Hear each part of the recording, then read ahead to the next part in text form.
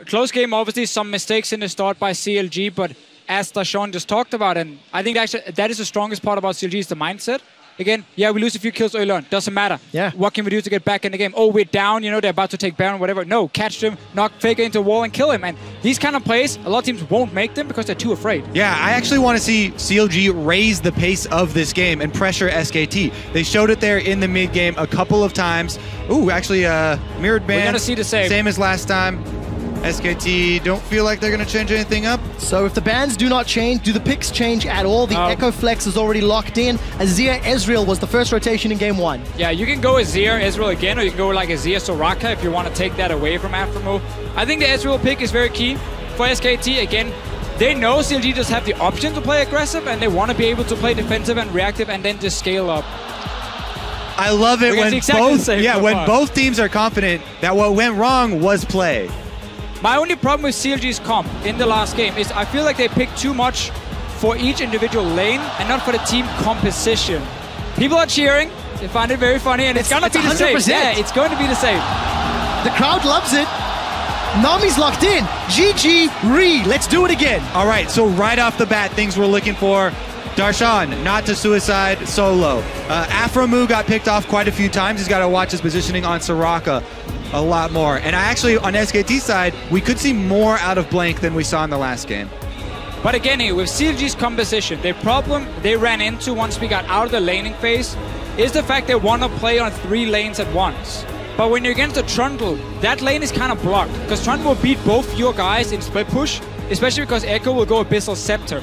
That means you have one lane you're losing in the side. You will never have pressure in the mid lane because that's an Azir sitting there. You only have one lane where you can actually pressure with your teleport against technically no one.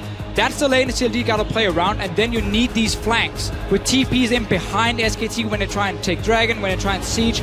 If they can't pull it off, they will lose again. Well, we're going to find out if CLG not only can play their team compositions better, as you can see both Sixel and Koma, gigantic smiles on stage. Didn't even need a new page, just like same thing. The thing that I love is both of these teams have got great support staff behind their players, and it's a big part of the reason they are successful. Now we see whose support staff can feed that information to their players and which players can make actionable changes. You guys know the deal at home. Jump onto Twitter.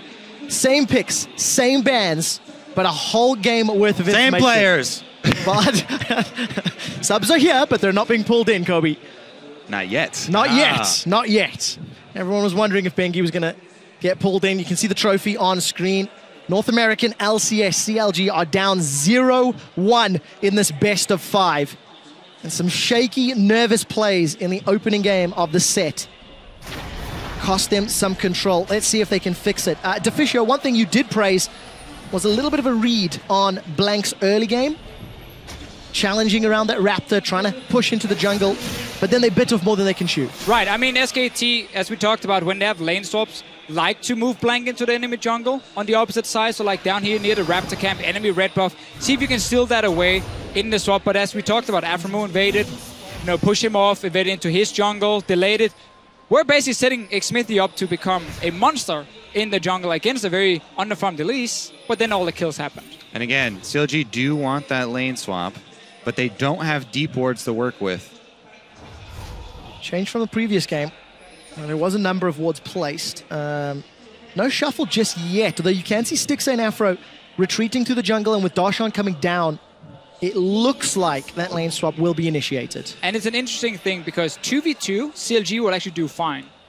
But it's a 1v1 for Darshan where they're so afraid of the Trundle because he will destroy the Poppy, obviously.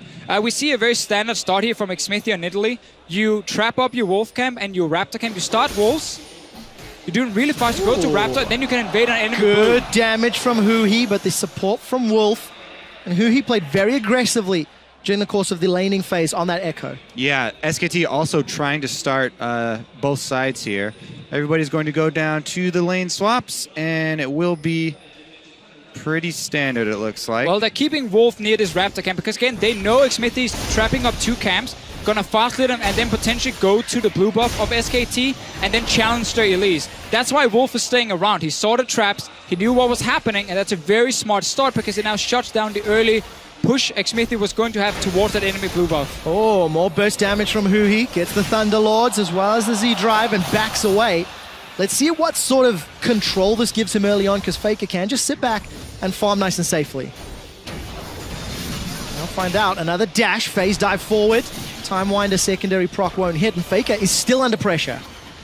Now we just get standard swap from CLG. Darshan is already on top side. Obviously also Xmithy is getting the jungle up here. No risky plays by SKT's jungle and AD carry, or jungle and top laner. The main thing is that CLG are a half a wave ahead here. They are going to get the tempo advantage, as Crepo likes to point out. I mean, it's a thing we talk a lot about normally. The tempo, it's so important when you have these standard swaps where you keep trading out of turrets, because eventually you will get to a tower way before the enemy team, and you can take that tower down and they can't really do anything in return.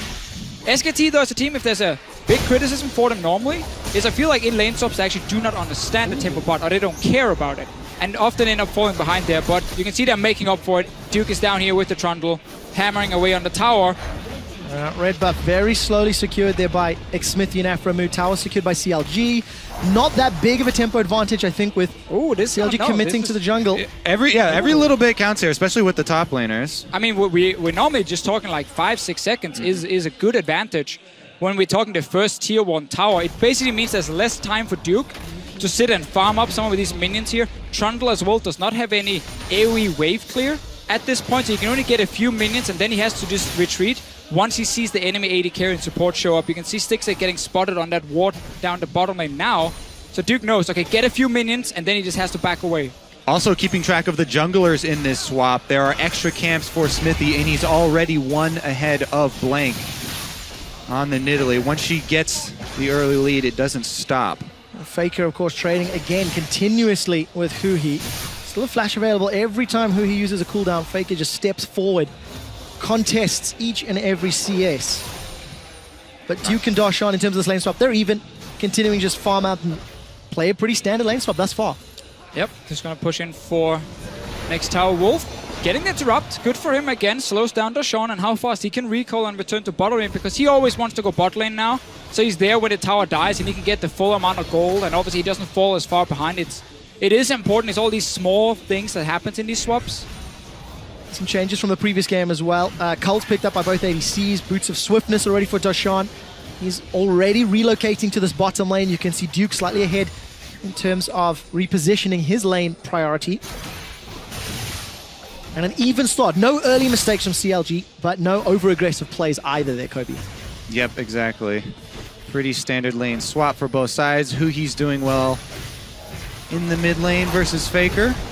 And now the big question is, because this tournament so far, we've seen quite a lot of teams value Dragon in these lane swaps. So they would then take the bot tower for CLG, realize they were ahead in tempo, and then run down and start taking a Dragon while they give up the Rift Held to SKT.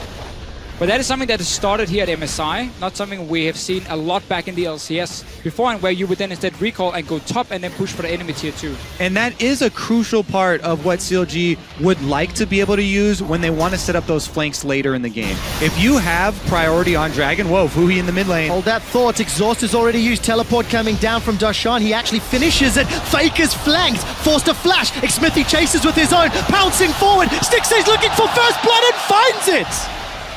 Very greedy gang by SKT. They're chasing down towards the bottom side of the map where we had so many CLG members. Xmithy, though. He's got no flash, remember. Bang's looking to chase. Aframu comes forward. The Equinox will silence Wolf temporarily. Darshan's the one that's bitten off a little too much, and he's forced to back away with a flash blown. But again, the big mistake here by SKT, you know there's so many guys on the bottom side, you can never chase down towards that river and they'll lose a kill. Yep, okay, so it is going to be a lot of give and take. We'll go over that after we get back to the main stage. Here is the replay, and this is because, you know, Faker is trying to run down to CLG's side of the lane swap. This is something you always have to keep in your mind as a mid laner in lane swaps.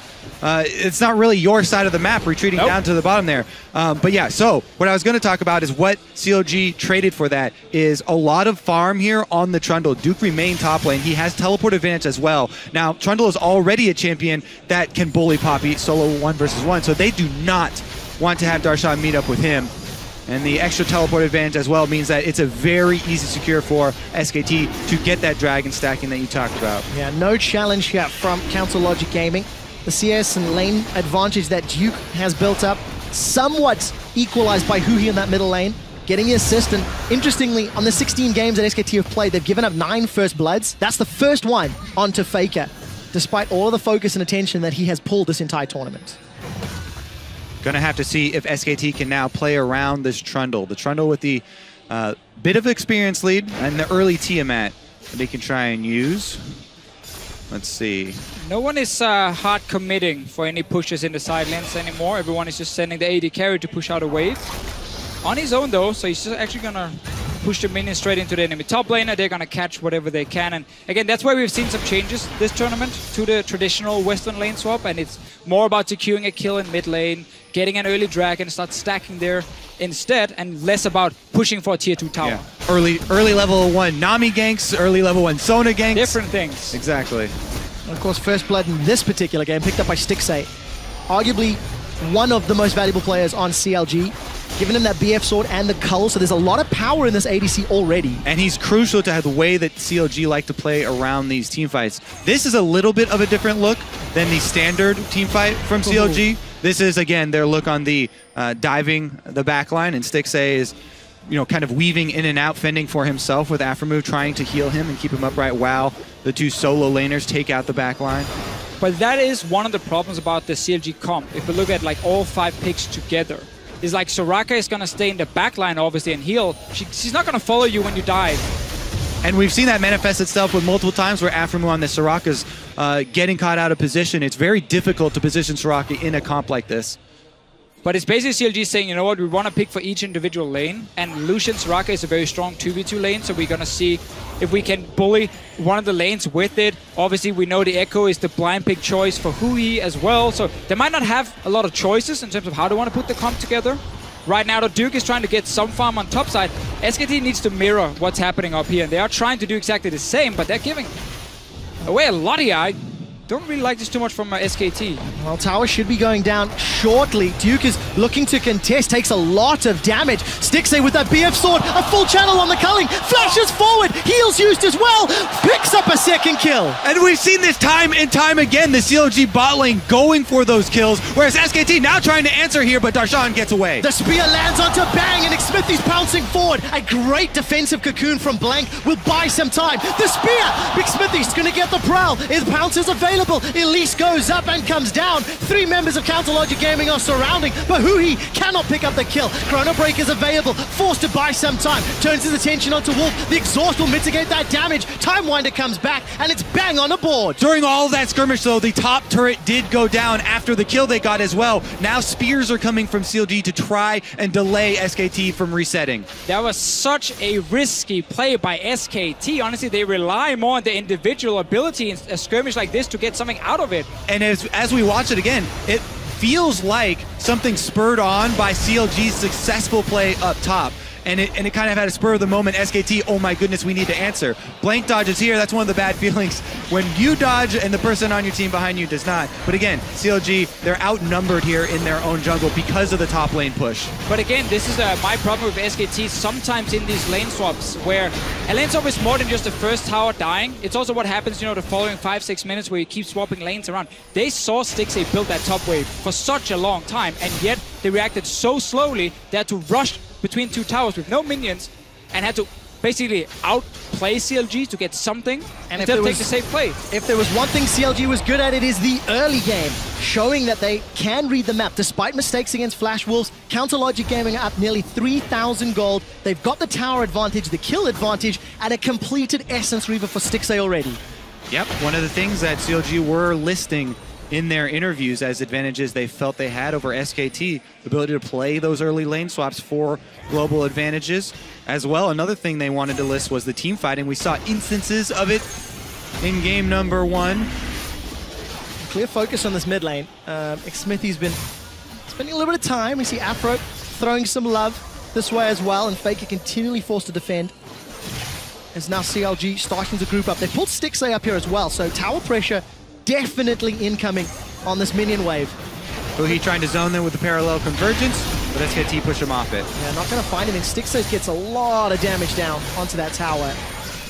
Then though, SKT because again they start losing in these side lanes before, and now under pressure. You can see Bang is all alone bot side pushing in, but that's just going to be picked up by CLG. Obviously, yeah, the reaction here from CLG, they immediately pull back off of the press on mid and send 6A down to collect the gold bottom. As soon as they saw Bang switch gears in the side lane, you see him try and change, try and shove it as quickly as possible. 6A does get there in time for the cannon and the second melee. Oh, it's just a very safe play by CLG. They're not going to lose anything by moving mid lane and just get a few hits on tower because they see the Israel on bottom side.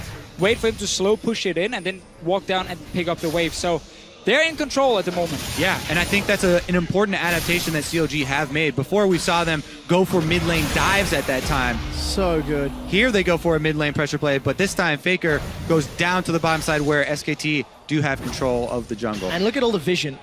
Basically opposite. CLG have got top quadrant control, pinks, a couple of stealth boards, SKT down, somewhat mirrored in that outer turret down bottom off the extended siege. But take a look, there's a setup for a dive. Counter Logic Gaming, they're looking for blood. Defensive flash and the pin against the wall. Faker's in trouble and he's down. The tower will be the focus as the hammer comes down, sending Blank away. Darshan's chunked low. Blank will be forced to run. It was Duke that caught the verdict, but the tower still stands. Raising the tempo of the game, increasing the speed here from CLG.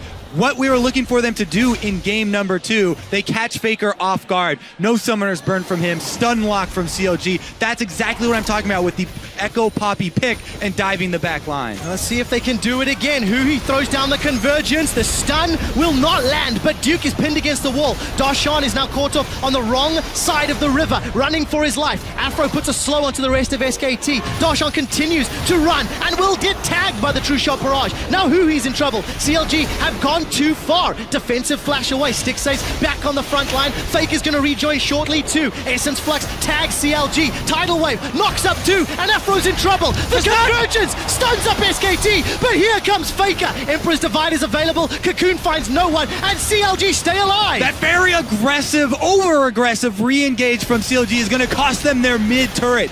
Big punish from SKT here. Still, again, we see some good plays by CLG, actually some very safe plays at first. Even that dive, they knew, you know, knock Faker into the wall. If we miss it, we can always just back out from this tower. But then they just want a little bit too much. This dive in itself actually is very, very well executed. You smack straight, Faker straight into the wall with the W from Poppy as well, so no dash from Faker available. You just take the kill and you now disengage. And be happy with this, because your AD carry was on the bottom side. You don't need more than this. Yeah, Afromu there, layering the silence after the stun so that Faker can't get out. Darshan setting that one up.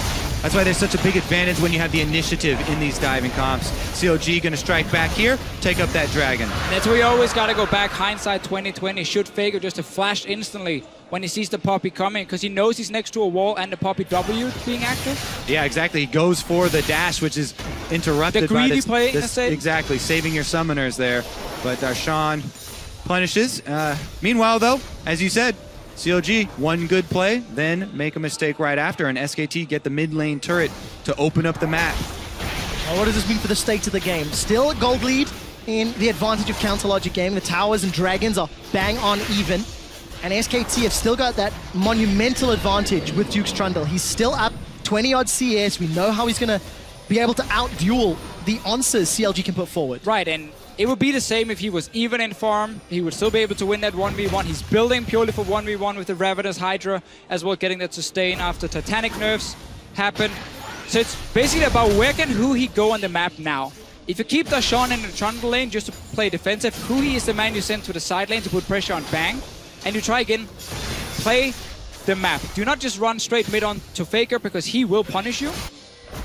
Exactly. They need to play with the double teleports here, look for those flanks. They have the teleport advantage ×2, since their mid laner has it as well. And they want to try and catch Faker off guard again, jump on him like they did before. Now we need to look at it from SKT's point of view, though, completely the opposite.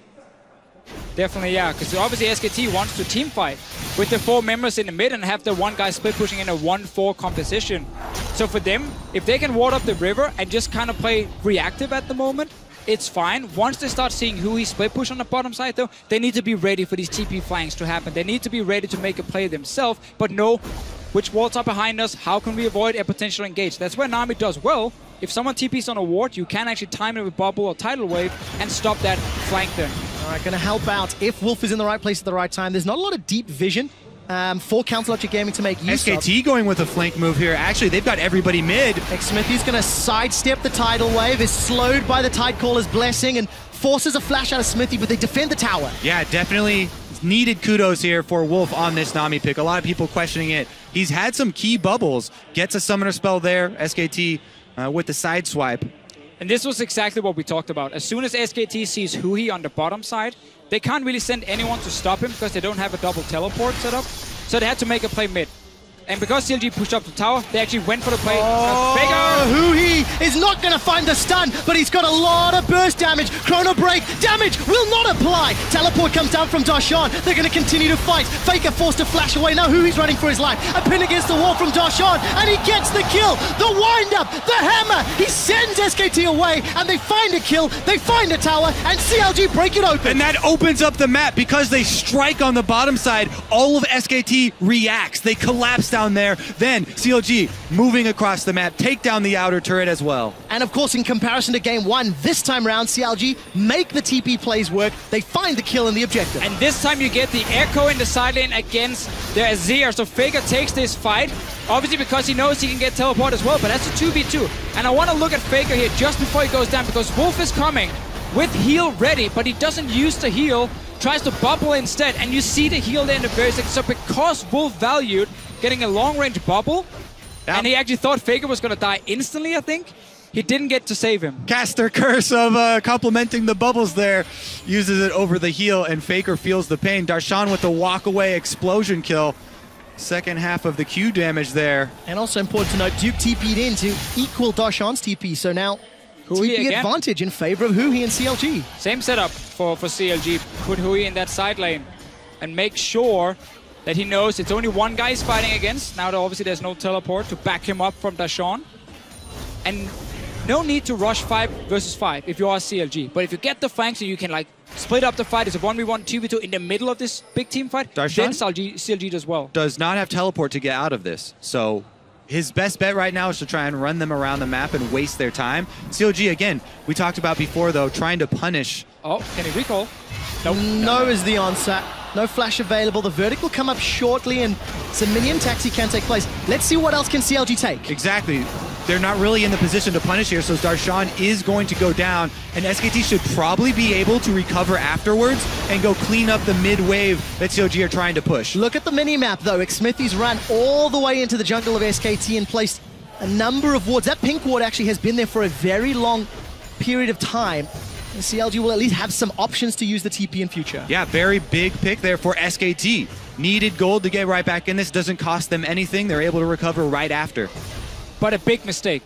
From CLG, for sure. Never, ever, ever start split pushing unless the rest of your team is ready as well. You want every single lane to push at the same time. So if they run 4-man bot, you just take a mid tower instead. Exactly. The reasoning behind why CLG aren't able to punish for that.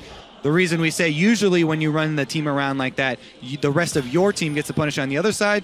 Nobody in position there to make it happen. Just, again, a mistake we see from some top laners where they value getting that one extra wave pushed up and then don't realize the rest of the map is not in position, because it's always about pushing the waves first, make the plays after. We'll find out how CLG bounce back. 10 seconds till the next dragon. Counter Logic Gaming still are in the lead with towers, with kills, with gold. But the next contest, the Dragon has been a pivotal point already during the 2 games. Yeah, and another thing that we do need to look at from SKT's perspective is the vision game. Not only did they get much needed gold from that pick, but they got to lay a bunch of vision down setting up for this Dragon, which they desperately need to work around because, again, the pink wards behind them, watching out for these flanks is very important. CLG are actually making a move up on the Baron side and just give away this Dragon. So SKT, basically one of the other ramifications of that last play where Darshan got caught out is this Dragon control. True Shot Barrage was used to scout the Baron. Obviously no one from CLG was there. He set up on the bottom lane with teleport available and is going to go toe-to-toe with Duke. Duke's already used Subjugate, so that healing will be up. Yeah. He's forced to run for his life. Does not want this fight. Not forced to use anything more, though. Hui tried this last game, and exactly the same thing happened. Faker doesn't want to let him get away with it. Oh, Chrono Break and TP are available. He's going to run for his life. Faker is looking for the kill. 2 members of SKT chasing onto Counter Logic Gaming's mid laner. Flash is coming up. TP's available too. Echo's a much quicker runner than Poppy is, though, and Hui can buy a lot more time. Again, let's look at what our CLG trying to do on the outside. They're just waiting around and actually losing out on the minion wave control of mid as well. The rest of CLG moving towards but they're going to go. Faker is going to continue to chase. Faker's going to find Hui. Exhaust has been used. Good damage, though, from Hui onto Faker. Duke has teleport as well. Remember that. The threat. TP available for Duke. This could be a 4v4. No stun onto Blank. That means CLG will look for the disengage. Bubble, not going to connect, and CLG back away. The second time that SKT make a side lane pick, and CLG are not able to punish them for it. Plus, Duke continues to push on bottom. That's an extra turret on top of it. You need patience when you want to make these plays as CLG. It's always one individual member saying, I don't care where the rest of my team are, I'm going to try and make a play in a side lane. Hui did exactly the same thing in the last game. He tried to 1v1 Duke, he lost the 1v1, now he tried again, where one more time, the rest of the map is not in position for CLG. They're pushed down towards their tier 2 towers, so when you get caught out there, there's nothing the rest of your team can do, because keep in mind, CLG doesn't have any hard engage. Like, the only way for CLG to start a fight is a TP flank. That's one of the downsides, obviously, of running like a Soraka Nidalee combo, is that you can't really start the fights. Yeah. So in case, you know, or if we saw more engaged on the side of CLG and they started making these 1v1 plays, 1v2 plays, then they can force something. But that's not what that composition is supposed to do. So Council Logic Gaming not really playing to the core tenets of their team composition. And, you know, some credit to SKT, not flinching, despite being down in gold, despite being down in some of the global plays. I want to just mention, when SKT lose games, they've lost 5 this tournament, they average a 48-minute game time in their losses. That is how hard it is to beat SKT. And despite the small advantages CLG have, they're giving away any of those early leads and allowing SKT even more opportunities in this game. A lot of it comes down to the fact that SKT makes a lot less mistakes than other teams. Every team will make mistakes from time to time, but just depending on how many do you make. Set up down bottom for CLG as the mid lane gets pushed off, but the 2 solos are going for the kill on Duke. All right, Duke should walk into this convergence, realizes where it's coming down, turns his attention. That was a flash from Hui, looking to continue to tag. Duke failed flash! That's the mistake that Official was talking about. Look at the rest of SKT. They peeled for Baron. Yep, this time they're the ones starting Baron, but the 2 solos have teleport. So again, it's a Baron without threat, and the spear lands. That's a lot of damage onto Wolf. The tidal wave from Nami and the bubble. Wolf is the sacrificial piece of sushi. A defensive flash. Afro gives up his life to save his ADC. Bang! Flashes and Arcane shifts forward to find another one. Xmithy misses a point-blank spear. You cannot afford that. Here comes Hui. He's looking for Blank. He's going to even it out. 2 kills apiece. Faker wants to reply in kind. Soldiers secure 1. Now there's 2 members of CLG looking for the kill. They take down Faker 3 for 3.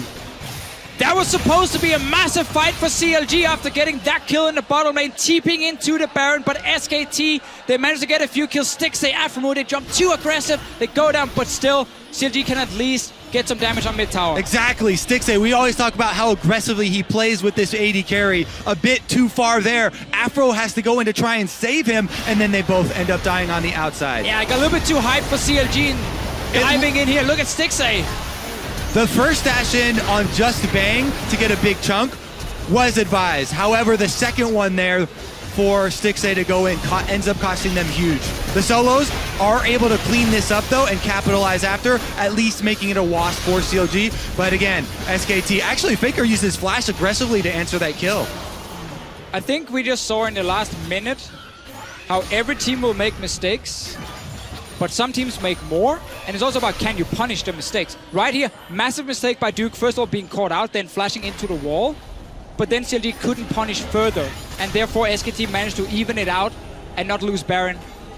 Despite the even kills, CLG had to invest 2 teleports for that.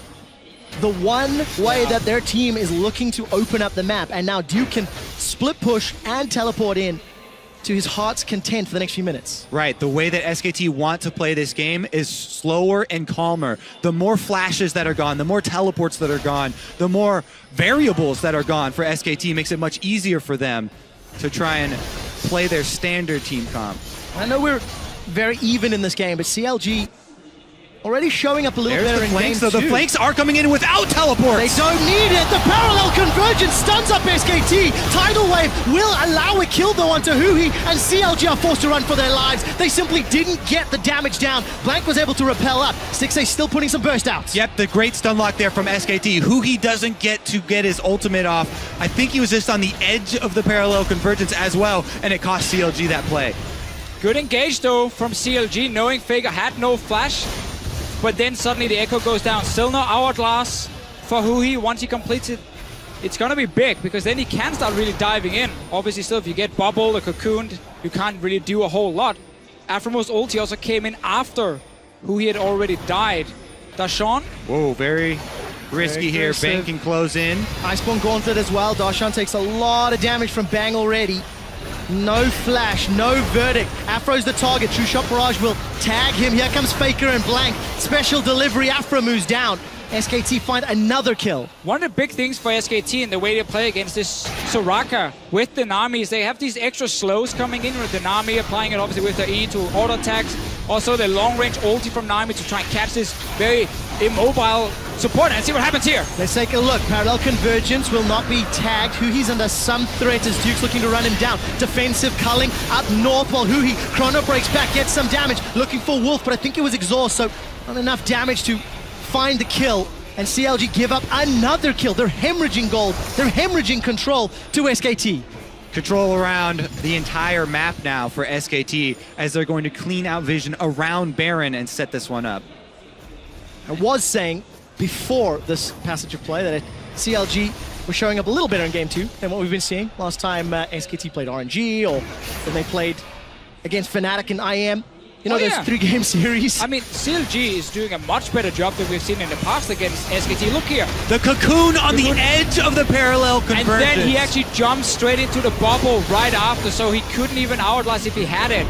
Ends up going down. Close there. There's the ulti from Aphromo coming in as well after who had already gone down. And small things in these fights, but SKT keep looking for the flanks, and they always go for Huhi. When he jumps in, it's like, get the cocoon, get the bubble. It's one point of CC on him, and then try and burst him down. I'll take a look at the goal difference here. CLG held the lead for the better part of 26 minutes. And the last few just being picked off, just, you know, chasing the loss maybe, as SKT have regained control of the map, of the game, and the gold. And as you said before, CLG, they are playing well. You know, they are going toe-to-toe with SKT. And that's more than we saw from Fnatic if we go back to IM finals, obviously, where SKT won 3 games fairly quickly. And that's a big thing for CLG. Aggressive move from the back line of SKT. Let's take a look. Stixxay is chunked down. Exhaust has been used. Smithy, Darshan, Huhi, they're looking for targets. Blank's gone up and come down. Darshan's caught in a bubble. Flashes and QSS's away. Duke is coming. Are grouped up. Here comes Duke from the back. Counter Logic Gaming, they're in trouble. The spear tags Bang, but it won't matter. Flash away from Stixxay, trying to kill Duke, but it will not count. Huhi gets exhausted. Still cannot find a kill. That's 2 for Counter Logic Gaming. SKT are running for their lives. A chomp from Duke secures the 3rd. Stixxay still running away. A huge victory for SKT. They're going to chase down the last kill here, and that should be Baron as well for them. Once again here, SKT, they pick the correct fights. You see them kite back at first when the engages happen from the Poppy, from the Echo, and then they land some very crucial CCs onto CLG, and always just buy more time, and wait then for your own top laner to arrive. Duke didn't even have to teleport. He ran all the way up the river. Didn't need it, still has it available. Baron secured for SKT, a 5,000 gold lead. Wolf 0-0-10. He's been the target of CLG multiple fights in a row and has not been caught out. So check this one out here. First, it looks a bit risky from Bang jumping in, but as soon as CLG tries to engage, everyone from SKT just kite backwards. Land one piece of CC on one of the tanks, and then suddenly Duke shows up. You're bought enough time. Now you can play aggressive because the engage is gone from CLG, and they're not afraid of diving the back line because there is actually no CC from CLG to stop you once you dive. Soraka, it's very hard to land the snare. Italy doesn't offer anything. Lucian doesn't offer anything. And you have the Echo and the Poppy being busy, obviously trying to kill SKT's backline. So you see Faker every single fight. He's not afraid to just go for Soraka, go for the Lucian, because no one can lock him down. 7-4-5. Most deaths on his team, but it simply doesn't matter because the rest of the team cleans up every single time. Yeah, CLG are working with a much smaller timing window on those team fights. not able to take anyone from SKT down there before Duke arrives. And at that point, they've used everything. Yeah, it's what we talked about with this composition for CLG. It looks to be 3 separate parts that doesn't really fit together. Because you can't protect your own backline with the front line of CLG, with the Poppy and the Echo. You don't have any CC to really stop anyone when they dive your carries. And you don't have the damage either to kill the backline of SKT because it's at Israel. First of all, there's an army healing and CCing as well. And Echo struggles so much when it comes to bursting down one target because he can never use ulti offensively. He needs the longer fights where everyone is split up and he can chase, but you don't get those fights. No, he does not. He doesn't get to set up and engage either. Huhi, without teleport, Duke was able to force Darshan away. And looking at vision on the map, there's not a lot of wards behind SKT. 1 or 2 if CLG wanted to pull the trigger, but they simply aren't in a position to do so. And definitely not against a Baron up team. CLG are just stalling. Baron power play, 3,800 gold more than CLG already. Bang takes a lot of damage. Timewinder tags up multiple members of SKT, and Bang is low. Keeper's Verdict will send Duke away from the tower, but I think the minions should still be able to secure it. There it is, taken down. It's coming apart at the seams for Counterlogic Gaming. Yeah, there's nothing Darshan can do to move this Trundle off of the turret. He's 3 levels down, 100 CS, even with Smithy coming. Duke is going to 1v2, pinned against the wall. Now Afro's coming to join. There's no mana left for Smithy. Mid inhibitor turret is the next target that Faker has set his eyes on. And Duke, he just does not care. He's on the top lane inhib. The rest of SKT, they're on the bottom lane inhib. Yep, and they're going to get it. This Baron buff does not time out. They're going to get both inhibitors, and SKT press in towards the Nexus. 6,000 gold on the crest.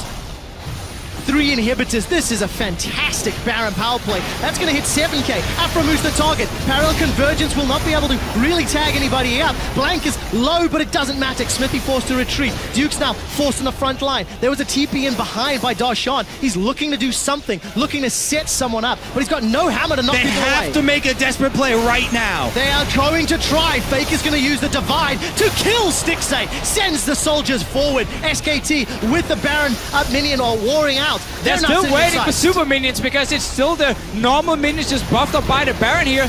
Maybe some kills. 5v4, Darshan forced to flash and QSS away. Parallel convergence will stop only Duke as the rest of SKT, they set their sights on the Nexus turret. It will fall in a 5v4. SKT look to take down the Nexus, look to take down Counterlogic Gaming, and takes a few more hits, and they are 1 win away from the mid-season invitational title in 2016. And what an accomplishment that would be for SKT and Korea. This team would be able to claim the IEM World title, the Riot World Championship title, and MSI. Not to mention another LCK. 3rd in a row, 5th in total, consecutively. But CLG are not a team to give up. They're going to make SKT work for it. There's one thing that CLG have proven this tournament is they can play against all odds. They can surprise, and now with nothing left to lose, does this unlock them? Because the same strategy did not work twice. I think CLG as a team have shown they're good enough to play the first 30 minutes against SKT, but I think their own composition hurt them. I don't think they're able to properly execute a team fight with this composition. It is too difficult to rely on your Poppy Echo to assassinate someone in that back line, while your own AD carry and Soraka can kite away from the big troll, Faker diving in every single time. That's why we've been talking about the popularity of these Azir comps with the standard front line and the defensive supports coming in. The margin for error, if you're trying to attack it with something like CLG are trying to do, is very small. And not only is there a timing window on the team fights for CLG, there's a timing window on the game. But we saw some mistakes from CLG we don't normally see, where suddenly they're trying to randomly split push. Like, one guy wants to be the hero in the side lane. He ends up, obviously, twice happened, 2 different people end up getting caught out while the rest of the team are not in a position to do anything. Those kind of mistakes you can't make, because if you play this 1-3-1 composition, you don't want to go full late game. You don't want to get to the point where all you can do is bait a Baron, because then SKT's composition will be more than fine. And it has